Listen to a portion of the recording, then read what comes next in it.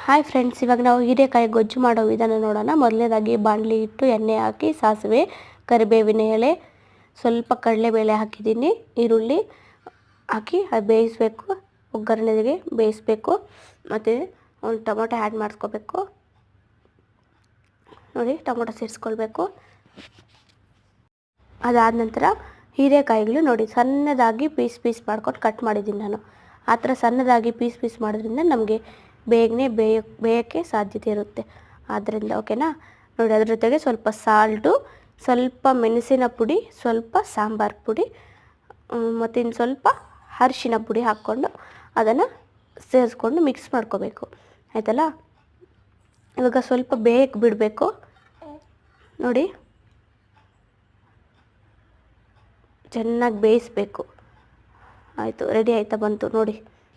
ರೈಸಲ್ಗೂ ಚೆನ್ನಾಗಿರುತ್ತೆ ಇದು, ಚಪಾತಿ